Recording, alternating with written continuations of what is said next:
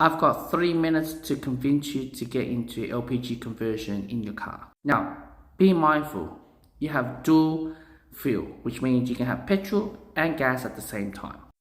Hey Mike, I want to convert my car to LPG, and I'll tell you why. Oh, here we go again. You try to sell me the story all over again. Alright, what is this time? LPG? Are you stupid?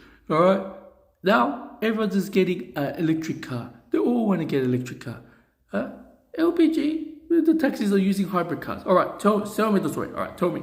Well, first things first, LPG is a lot more convenient than an electric car because you can pump it up on a certain gas station. Number two, it's cheaper than petrol, right? Petrol, we have $2.40. Bro, I'm not buying to that whole cheap news. I could get the EV car and it's going to be cheap as well. They'll plug in my house. Yeah, it's going to take hours or maybe half a day, but I know I'm going to get that in my house. Ha, I know you're going to get that. All right, look, we got certain fuels, all right, types in Australia. They're very cool ones. Got hybrid, plug-in EVs, you got EVs, you got diesel, you got E10, and normal petrol, right? And lastly, LPG. And the reason why, I would explain it now.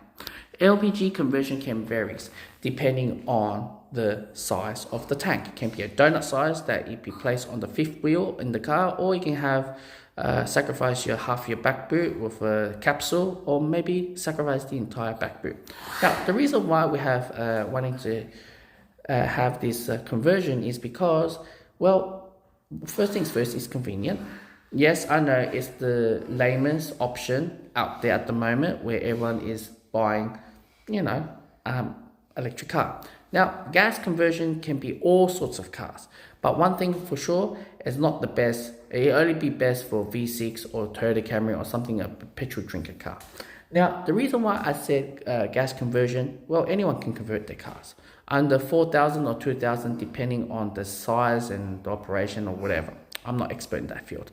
But what I can say is that tomorrow, if there's a war, World War III or whatever the war, the oil won't come to Australia, all right?